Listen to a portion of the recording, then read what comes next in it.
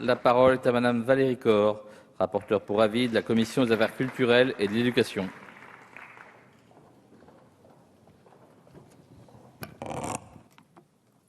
Merci Monsieur le Président. Monsieur le Ministre, Monsieur le Président de la Commission des lois, Messieurs les rapporteurs, mes chers collègues.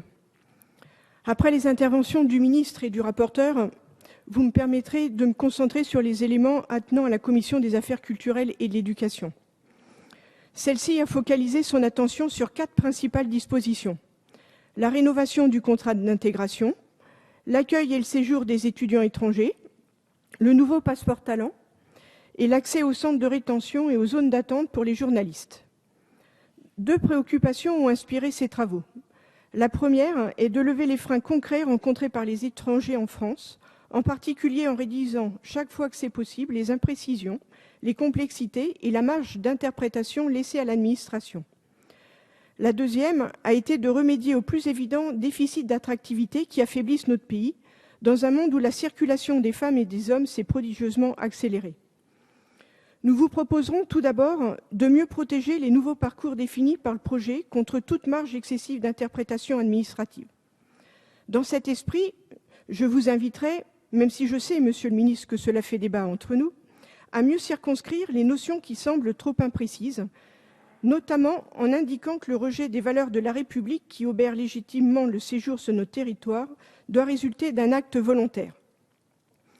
Mais aussi en excluant partout où c'est possible la conditionnalité de sérieux, appliquée par exemple au parcours d'intégration ou au suivi des études, qui n'a aucune densité juridique et qui, dans les faits, ne sert qu'à nourrir des interprétations divergentes selon les préfectures, pour nous en tenir au seul critère tangible et objectivement mesurable qu'est l'assiduité.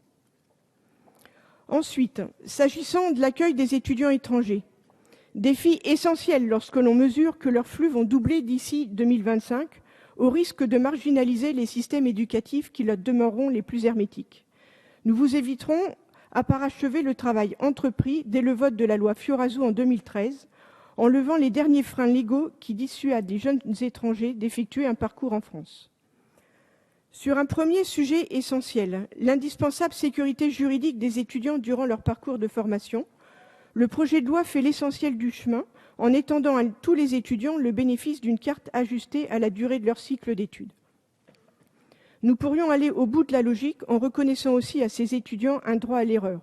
Erreur d'ailleurs fréquente parmi les étudiants nationaux, dont la moitié redouble au moins une fois en licence.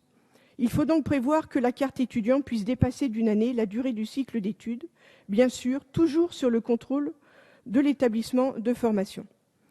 En parallèle, il faut souligner l'importance de simplifier les procédures d'accueil des étudiants étrangers en systématisant les guichets uniques dans les universités et en confiant aux préfectures de l'établissement de formation, et non celle de résidence des étudiants, souvent peu accoutumés à ces démarches, la responsabilité de délivrer les titres. Mais cette simplification dépend du pouvoir réglementaire et nous devrons ici nous contenter, Monsieur le Ministre, de votre engagement à aller vite. Dans un même esprit, l'une des conditions pour attirer les étudiants étrangers est de permettre aux jeunes diplômés d'exercer une première expérience professionnelle sur notre territoire. L'autorisation provisoire de séjour, qui autorise les titulaires d'au moins un master à rechercher et à exercer un emploi en cohérence avec leurs études et dont la rémunération dépasse un seuil, a été étendue à 12 mois par la loi Fioraso et le projet de loi propose d'y inclure désormais ceux qui veulent fonder une entreprise. Mais là encore, faisons œuvre durable en étendant cette possibilité à tous les diplômes agréés du supérieur, en cohérence avec les remarquables performances d'insertion des filières professionnalisantes, comme par exemple les STS, les IUT et les licences pro, dont je ne vois pas en quoi les compétences seraient moins utiles à notre économie que celles des masters. Je sais que là aussi, il y a débat entre nous, mais cette avancée, il faut le dire, a fait l'objet d'un large consensus dans la Commission.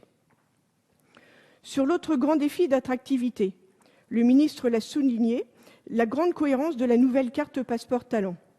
Celle-ci rassemble des dispositifs aujourd'hui disparates et complexes et donne un signal fort de la volonté d'accueil de la France. La Commission a donc approuvé cette initiative en adoptant simplement une clarification permettant de ne pas nous priver des talents jouissant d'une renommée nationale. L'important est que les décrets d'application prolongeant cet élan de simplification et de clarté n'introduisent pas d'obstacles, de contraintes et de complexité que la loi exclut. Je pense notamment aux artistes, interprètes et aux auteurs d'œuvres littéraires ou artistiques dont le métier cadre mal avec les traditionnelles exigences relatives au contrat de travail. Enfin, la Commission salue l'avancée décisive qui impliquera là encore notre suivi attentif de sa concrétisation par décret, que constitue l'accès des journalistes aux centres de rétention et aux zones d'attente. Après l'accès des députés et sénateurs, grâce à la loi du 15 juin 2000, accompagnée de journalistes depuis la loi du 17 avril 2015, la mesure crée un précédent juridique décisif en accordant directement ce droit à ceux qui sont chargés d'informer nos citoyens. Sous le bénéfice de ces quelques remarques, la Commission des affaires culturelles et de l'éducation a émis un avis favorable à l'adoption des articles 1, 2, 5, 9 et 11 du présent projet de loi et vous propose d'émettre le même vote. Je vous remercie. Merci Madame la rapporteure pour avis. La parole